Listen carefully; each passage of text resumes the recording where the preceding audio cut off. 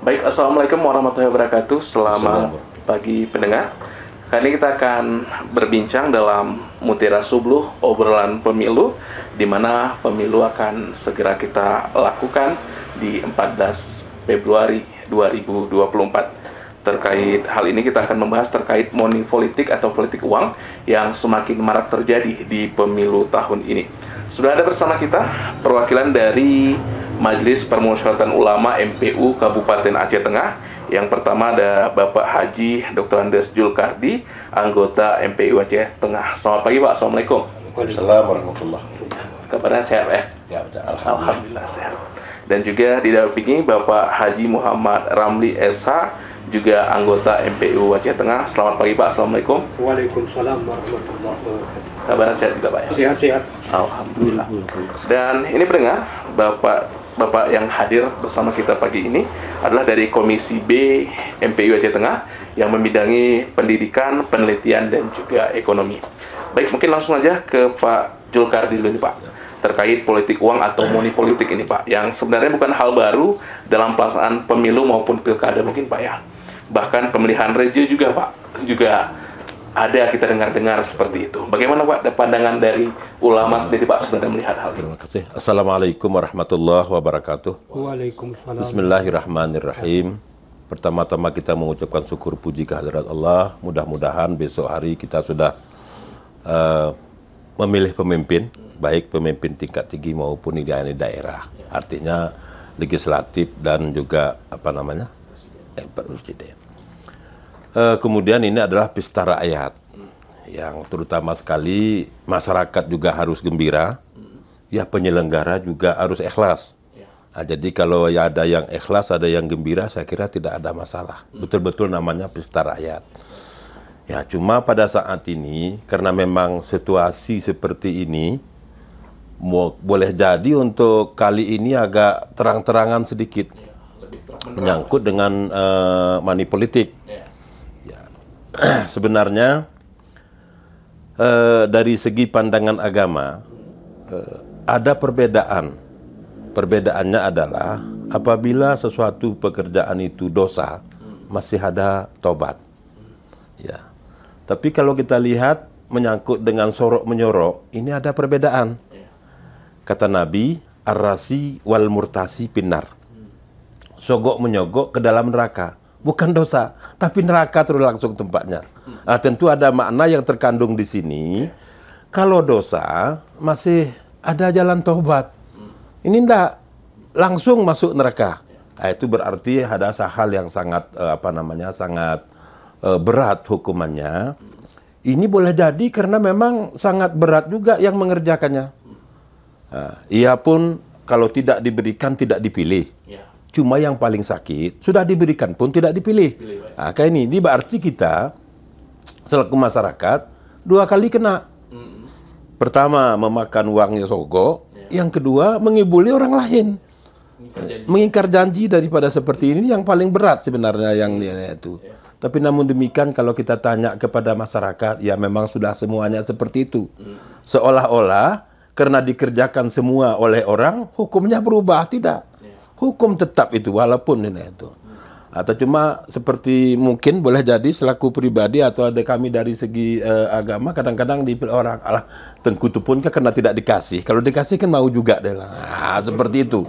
Jadi oleh sebab itu sebenarnya ini sudah apa istilahnya? Sudah merajalela namanya, dan dianggap orang tidak mau menerima itu dia anggap sok. Alah sok aja itu kalau dikasih kan mau juga.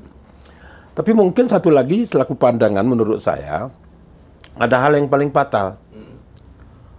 Terima aja uangnya, tapi jangan dipilih. Nah, ini berarti dua kali kita kena. Dua kali kita kena yang seperti ini. Padahal kita sudah ada tuntunan. Pilihlah seseorang itu menurut hati nurani kita. Mana yang kira-kira bisa membawa aspirasi kita, maka itulah yang kita pilih. Jadi tidak ada paksaan, kan begitu. Pemilu ini kan bebas, umum, rahasia kan, jujur. Apa tidak dulu apalah luber namanya. Ya. Iya. Saya kira itu. Ya. Insya Allah kalau ada hal-hal yang tidak yang bagus kita kerjakan, hasilnya juga bagus. Tapi kalau tidak bagus kita kerjakan, hasilnya juga nanti akan tidak bagus. Itu aja barangkali yang dari saya. Mungkin dari Pak Ramli ini Pak, ada tanggapan juga terkait money politik yang makin marah. Bismillahirrahmanirrahim. Assalamualaikum warahmatullahi wabarakatuh. Alhamdulillahirabbil alamin. Wassalatu wassalamu ala sayyidina Muhammadin wa ala alihi wasahbihi ajma'in. Yang saya hormati Bapak Dari RRI Pak. petugas yang datang dari RRI Republik Indonesia. Kemudian saya muliakan teman saya Bapak Haji Dr. Andes Zulkardi. Kemudian dalam rangka hal ini pada tanggal 9 Januari 2024 kemarin kami dipanggil ke Bawaslu, yaitu Bapak Ketua MPU Kabupaten Aceh Tengah, kemudian Bapak Wakil Ketua Tengku Yahya Aryas, kemudian saya selaku anggota. Ketemulah dengan anggota Bawaslu. Yang pertama Bapak Ismail Muhammad. Ya. Kemudian bersama anggota-anggota lain yang tidak saya catat namanya. Mereka berharap kepada MPU agar menghimbau masyarakat, menyampaikan kepada masyarakat bahwa money politik itu haram. Sogok menyogok itu haram, serangan pajar itu haram dan jangan dilakukan. Jadi waktu itu ditandatangani di sana sejenis MOU bahwa kami juga menyanggupi menyampaikan. Berkebetulan jadwal kami banyak, ada jadi khatib, ada jadi penceramah di masjid-masjid, itu tetap saya sampaikan. Juga di pengajian-pengajian tetap saya sampaikan bahwa masalah itu jangan dilakukan. Lebih baik pilihlah, percaya diri. Nah, kemudian yang terdengar dari suara-suara burung sekarang ini nampaknya seperti sudah kelaluasa. Dan saya tanya kepada Bapak ini, kenapa ke rumah saya kok nggak sampai uang itu? Mana mau dia katanya. Dia kan takut sama kita karena kita sudah menyampaikan hal seperti itu. Ya, memang ya, itu sepertinya 3 karung beras lah itu, aku bilang. Ya, 2 karung beras paling kurang. Ya. Tapi sampai sekarang ke rumah saya belum pernah ada. Hanya saya dengar cerita-cerita ataupun kabar-kabar burung dari kawan-kawan. Jadi di kampung saya ada temuan. Ya Pak. Itu di kampung saya Pustalu itu kan ada jalur 2 dari Petumpi langsung ke Pailang sana kan. Di sana ada kayu-kayu. Nanti Bapak mengerti atau tidak dengan suara halus ini, mau nanti ditanya. Ada kayu, kayunya sebesar segini cuman. Ditempelkanlah ke sana gambar seorang calon. Lebar gambarnya. Jadi kayu itu sudah begini-begini. Sudah mau rebah lah. Terombang-ambing gitu Pak. Aku lewat dengan orang rumah naik mobil. Kamu lihat kayu itu. Ditempelkan ke sana, digantungkan ke sana gambar seorang caleg yang lebar sedikit, lebih dari 1 meter. Jadi kayu itu nggak tahan. Sudah mau rebah lah begini. Tapi siapa yang menolong terserah. Kata orang rumah saya, belum mampu lah kayu itu, tapi dipaksakan. Pikir, wah betul juga. Apakah Bapak tahu itu? Nggak tahu. Biar aja nanti Bapak tahu. Kemudian Bapak yang saya hormati, waktu di Bawaslu kemarin saya tanya, Bapak sudahkah membuat spanduk ataupun baliho tentang Undang-Undang Pemilu nomor 7 2017 tentang pemilu? Karena mereka menyampaikan barang siapa yang melakukan serangan pajar, sogok menyogok, money politik, dihukum kurung 2 tahun penjara, didenda 24 juta rupiah. Itu harus Bapak sampaikan. Iya, saya bilang, saya akan menyampaikan. Tapi kewajiban Bawaslu, sudahkah membuat spanduk seperti itu ditempelkan di tempat-tempat strategis?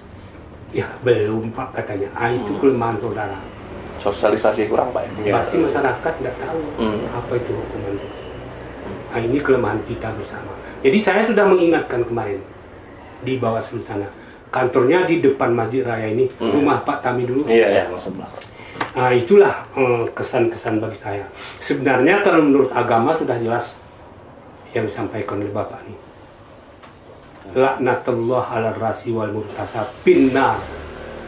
Laknat Allah kepada orang yang memberi sogok dan menerima sogok langsung ke neraka. Itu. Kemudian satu lagi kan, saya sebenarnya teringat, saya pun mungkin bersalah. Dulu surveinya, cara teknis pemilu kita ini kan dari negara Paman Sam, dari negara Amerika. Kenapa? Karena di sana orang kurang kaya semua. Mana mau dia terima itu? Masalah itu, ini itu segala macam. Lalu dibawalah ke Indonesia. Di Indonesia orang lapar semua. Semuanya dikasihkan terima. Di sana enggak ada, Pak. Enggak ada terima. Berarti ada faktor ekonomi juga kan terkait? Iya. Jadi permasalahannya saya rasa menurut kami kita bermohon, kita berdoa agar pemilu ini berjalan aman, kemudian jurdil, luber dengan sebaik-baiknya. Karena pemilu ini menggantikan pemimpin. Kita semua ingin yang baru. Dengar, Bapak mau TV yang baru kan? Mau. Aku pun mau mobil yang baru, rumah yang baru, mau semua. Bahkan undang-undang pun menghendaki pemimpin harus yang baru. Harus yang baru, Pak. Biar di PR-nya yang baru, biar di kabupaten, di provinsi, kemudian di Jakarta dan segala macam.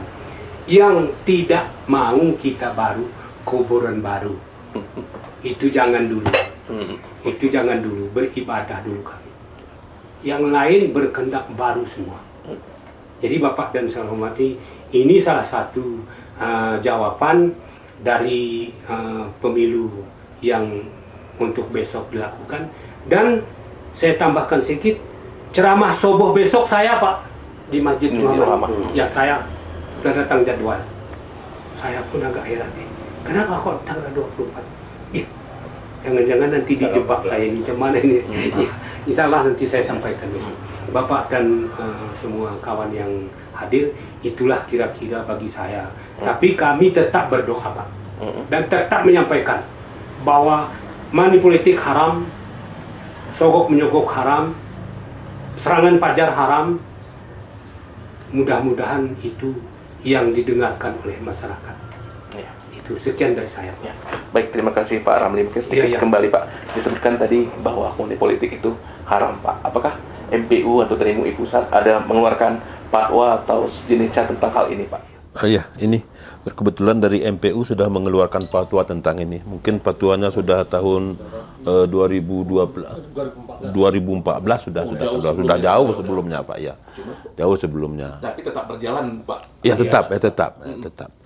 Mungkin saya tambahkan seperti yang disampaikan oleh Pak Ramli. Berkebetulan kami ini kan kebanyakannya penceramah dan tetap menyampaikan itu. Nah, apakah di masjid atau ceramah-ceramah, karena di Aceh Tengah kan setiap orang meninggal hari ketiga, hari ketujuh biasanya kan ada ceramah itu, ya termasuk saya. Tadi malam di Pepalang juga, ya saya sampaikan juga itu. Karena kan itu untuk mencegah.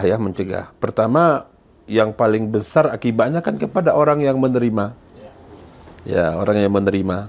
Ya. Karena yang menerima itu dia makan uang itu. Kalau uang haram yang dimakan, menurut kepercayaan kita itu kan di hari kiamat juga kita akan diminta pertanggungjawaban kepada kita, akan berat sekali. Dari itu Majelis Ulama seperti yang ada yang sudah fatwa itu 2014 sudah tuh, Pak, itu sudah mengeluarkan itu. Nah, ini saudaranya tuh. Sudah ini ya. Ini sudah. Ini fatwa Majelis Ulama sudah jauh-jauh hari sudah. Ya. Namun dengan fatwa dari Pak yang sudah 2014, tapi praktek di masyarakat itu kan tetap berlangsung nih, Pak. Ini apa yang salah sebenarnya itu, Pak? Apakah ekonomi tadi atau emang kalau iman masyarakat sebenarnya, Pak? Kalau sebenarnya masyarakat itu di samping memang ekonominya lemah, seperti yang Pak sampaikan ini. Yang kedua kan yang menyogok juga kan saling beradu. Mana beradu contoh misalnya? Ada si A datang, tolonglah pilih nanti ini. Dia kasih uang 200. Maka dia berharap sudah akan dipilih. Seminggu kemudian datang orang lain, pilihlah saya, dia kasih 300. Terima juga. Berarti nilainya kan lebih tinggi yang terakhir tadi. Nanti di malam serangan fajar atau boleh jadi yang tadi malam atau malam nanti kalau seperti ini mungkin ada dikasih 500. Maka tinggal yang dua itu. Nah, itulah akibatnya. Jadi oleh sebab itu unsur ekonomi juga ada. Kemudian ada unsur yang dari pengalaman yang lalu. Memang yang kalau misalnya sekarang yang caleg cuma saat itu aja dia datang, sudah itu enggak lagi. Nah, jadi masyarakat pun kadang-kadang lah cuma inilah kesempatan kita ambil juga. Nah, boleh jadi si yang bersangkutan juga mengatakan tidak dia urus lagi terusnya. Kenapa? Karena sudah selesai dengan mereka, dengan uang yang 300, 500 sudah selesai. Jadi semuanya betul, semuanya salah. Masyarakat juga kalau tidak diambil, kapan lagi? Nah, ini pun dia bilang masyarakat itu mudah dikasih uang langsung berubah seperti itu. Jadi kalau istilah bahasa gayonya selagu bontok hilang, dia bilang tuh kalau dikasih dedak itu selesai yang seperti itu. Tapi yang jelas Majelis Ulama tidak tinggal diam, tapi dari patuanya sudah ada, kemudian disampaikan dari mimbar ke mimbar tetap menyampaikan. Pak, mungkin tadi disebutkan bahwa yang memberikan haram, Pak, yang terima juga haram, itu berdosa. Terkait mungkin ada masyarakat yang mendengar kita atau menonton live kita nanti, Pak. Bagaimana, Pak, yang sudah terlanjur menerima ini, Pak?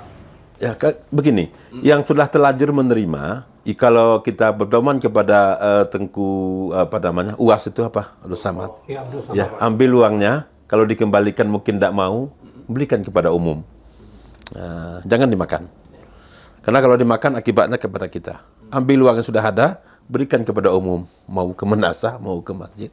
Ini saya tidak pernah membaca hadisnya, tapi saya dengar dari ulama seperti itu untuk menanggulangi itu.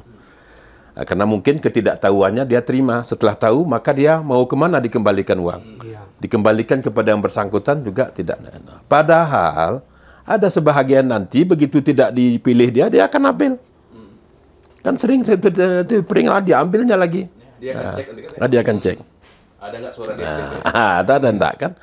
Nah, jadi dari situ aja sudah ada kebohongan. Dikatakan rahasia, tapi tahu orang yang tidak menunjukkan aneh. Aneh yang seperti ini sebenarnya. Kemudian barangkali kita himbau juga ini kepada ibu-ibu ini. Sekarang kan pakai jilbab itu yang dikasih itu. Ya, jadi pekerjaan bagus ngaji, tapi pakaian yang kita pakai. Nah, ini. Jadi kalau kita sapu dengan sapu yang kotor, saya kira tidak sapu pun tidak ada bersih. Dari itu sebenarnya kita pun masyarakat istiqamah. Bukan karena ekonomi sudah kurang, sudah semuanya bisa. Karena istilah sekarang ada. Yang tidak boleh dimakan cuma perahu. Ya, bukan karena keras. Karena kuduknya ke bawah. Kalau selama kuduknya ke atas itu bisa dimakan semuanya kecuali perahu. Itulah istilah yang sudah keluar pada saat ini. Istilahnya sederhana tapi sangat mendalam. Artinya tidak ada yang tidak dimakan semuanya, Mas. Mau tambahkan dari Pak Ramli. Bismillahirrahmanirrahim. Maksud saya begini. Hadis Nabi. Nanti Bapak yang bilang siapa itu perawinya ya? Iya, kalau saya ingat. Man ra'a minkum mungkaran. Iya. Fayughayyiru biyadihi man lam yastati fayughayyiru bilisanihi man lam yastati fayughayyiru biqalbihi yudaiful iman. Apabila kamu lihat suatu kemungkaran, cegahlah dengan tanganmu. Apabila tidak bisa, cegahlah dengan lisanmu. Mungkin itu hak kami itu berbicara. Apabila itu pun tidak bisa, hendaklah kamu jauhi. Tapi menjauhi itu adalah selemah-lemah iman. Jadi maksud saya bukan saja MPU ataupun bukan saja MPU ataupun Bawaslu yang berkompeten lah ramai-ramai menyampaikan hal itu ya, supaya benar-benar dipahami ataupun dikerjakan oleh masyarakat. Karena menurut hemat kami ya, kalau secara halus caranya, saya rasa enggaklah seperti sekarang ini hebohnya ya. Yang sekarang ini heboh lah ini kenancing ini. Terang-terangan Pak. Iya, terang-terangan. Jadi saya maksud seperti itu tadi. Ya, yang menyerangkan dengan tangan itu berarti kan yang sudah punya kekuasaan. Saya rasa polisi pun berhak kerja punya kekuasaan itu. Sampaikan itu. Kemudian kecil sampaikan. Kemudian siapa lagi? Yang punya kekuasaan lah. Yang punya lisan sepertinya memang ulama kan. Tengku-tengku para pendakwah, penceramah menyampaikan. Kemudian barangkali itu pun tidak bisa segala macam. Kami berserah diri kepada Allah Subhanahu Wa Taala. Sudah kami sampaikan. Sudah kami sampaikan. Kalau saya tambahkan sedikit yang seperti Bapak nih, man ra'a minkum mungkaran falyughayyir biyadihi. Apabila kamu lihat suatu kemungkaran, robah dengan tangan. Dengan tangan maksudnya bukan pukul, artinya dengan kekuasaan. Bagi kita ada kekuasaan, coba kita robah dengan kekuasaan yang ada pada diri kita. Fa'ila mestati pabilisani, apabila tidak mampu dengan kekuasaan, maka dengan lisan. Itulah barangkali tugas kami dari Islam untuk menyampaikannya dengan lisan. Kalau itu pun tidak, fabiqalbi, dalam hati bahwa itu kita benci. Itu kita benci. Tapi itu wahwa adhaful iman. Itu sudah selemah-lemah iman. Ya, jadi kita membiarkan saja ya berlaku, tapi itu dia tahu sudah selemah-lemah iman. Berarti ada dua komponen yang besar di situ. Satu, kalau memang ada kemungkaran robah dengan tangan, itu berarti kepada penguasa yang bisa merubah dengan tangan. Kemudian apabila tidak mampu, robah dengan lisan, ya, dengan ceramah, dengan apa. Kalau itu pun dengan tidak mampu, maka dengan hati. Artinya itu perbuatan kita benci dan kita tidak akan lakukan. Ya, karena sekarang kan seperti rentenir misalnya. Kalau kita bilang kepada masyarakat, kalau demikian, mana uangnya Ustadz? Dia bilang, diminta kepada kita. Dah kita minta uang kepada kita. Sedikit lagi, Pak. Apabila semua kita diam, ini akan turun bencana. Ini yang kita hambat. Sudah ada bukti, Pak. Waktu itu pembunuhan dari baru, dari apa segala macam. Ulama pun gak bisa bicara. Takut begini besok deh. Datang tsunami, semua kita kena. Menurut buku, menurut penelitian, menurut ilmu saya, itu salah satu sebab. Kalau setiap ada bencana harus dilarang, dicegah. Kalau semua kita diam, berarti kita pun sudah di situ. Turun Allah yang Maha memberikan bencana. Itu hati-hati, Pak. Itu hati-hati. Itu hati-hati. Saya tekankan lagi, itu berhati-hati. Oleh sebab itu sampaikan. Didengar atau tidak, terserah. Karena Allah memerintahkan kepada Nabi Muhammad, kamu saya suruh untuk menyampaikan. Bukan memaksa, bukan mengajak, bukan mengancam. Ya, sudah disampaikan oleh Nabi Muhammad, ya sudah. Fir'aun selalu menentang, akhirnya turunlah kekuasaan Allah. Ditenggelamkanlah. Jadi akhirnya yang tidak bersalah pun terkena. Ya, karena jadi dosa yang banyak tadi, Pak. Ya, Pak, ini juga Pak, terkait tadi kita mungkin masyarakat yang dengan menggunakan barang-barang hasil pembelian tadi, Pak, dengan ibadah mungkin seperti apa nanti ibadahnya. Ini Pak, terkait calegnya nih, Pak. Jika nanti dia terpilih 5 tahun dia menjabat itu, hasil dari money politik, itu hukumnya seperti apa dalam Islam? Sebenarnya saya pernah bertanya, Pak, kepada beberapa ulama. Pak, money politik haram. Serangan pajar haram, sogok menyogok haram. Kalau nazar macam mana, Pak? Tahu Pak nazar kan? Ya. Niat. Kalau saya duduk nanti, terpilih, uang reses atau uang aspirasi, saya berikan sama masjid. Itulah ulama itu diam. Diam dia. Menurut pertanyaan saya kepada caleg-caleg yang sudah berhasil, kau kenapa banyak kali uang kau serahkan kepada masjid? 800 juta, 1 M segala macam. Itu nazar saya, Pak. Gimana itu? Berarti nazar boleh? Boleh, Pak. Boleh. Jadi saya menghimbau itu, tapi itu masih belum saya sampaikan. Kalau 10 saja caleg-caleg yang duduk ini bernazar seperti itu, ya sudah siap pun masjid. Berapa puluh masjid itu sudah siap. Tapi terkait jabatan dia seperti apa? Kan dia menerima gaji, tunjangan dari hasil money politik tadi, Pak, dia naik, Pak. Nah, itulah nggak tahu saya, Pak. Nggak tahu saya, belum sampai sana pengajian kata. Dan masalah nazar tadi pun saya rasa rahasia, saya rahasiakan itu. Bertanya sama Tengku. Ke niat kuna Tengku. Kalau nazar macam mana Tengku? Ya. Lalu saya tanya, nggak usah saya sebut orangnya, yang sudah berhasil duduk di provinsi dan segala macam, banyak kali sedekahnya sama masjid, 100 juta, 200 juta, 800 juta. Saya tanya, karena saya sebagai penasehat masjid itu satu, saya ketua penasehat sana. Bahkan wakil saya itu Pak Nasruddin, Dr. Andes Haji Hamdan MA, itu wakil saya. Saya tanya sama caleg tadi, kau kenapa banyak kali uang kau sedekah? Itu niat saya, nazar saya Pak, asal saya duduk.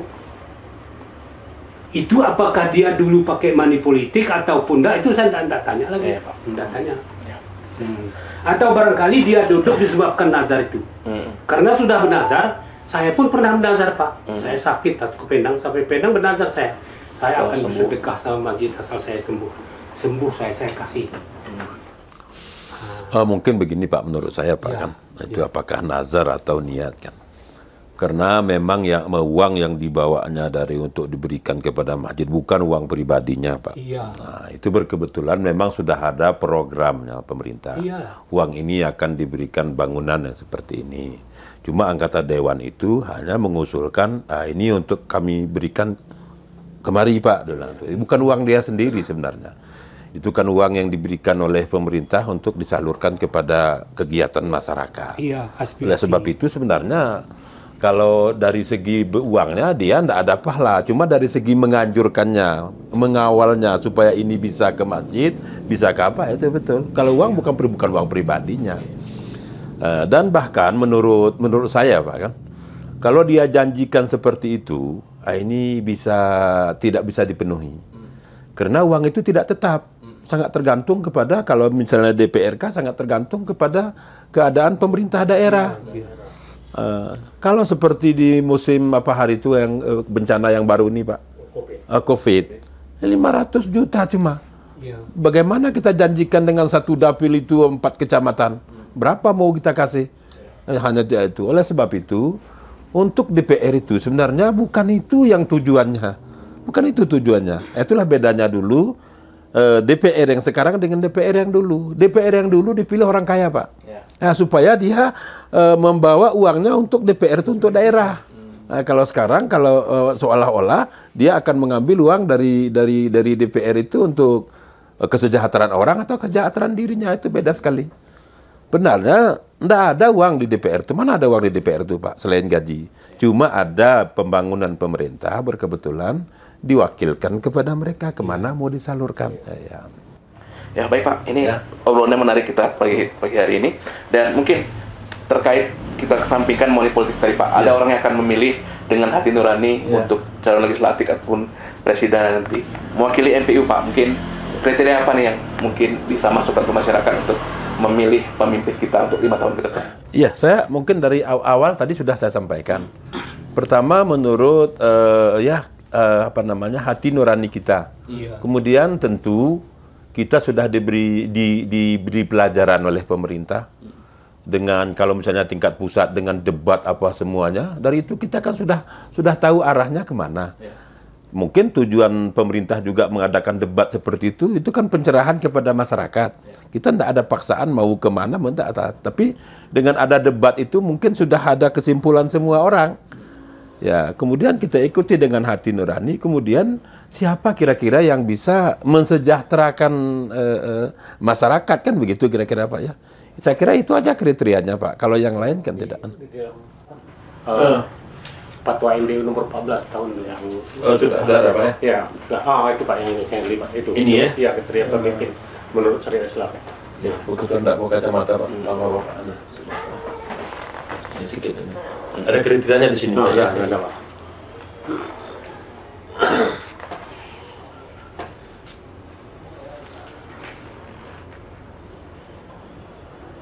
Kita ini Pak ya? Iya Pak. Ada kriteria pemimpin.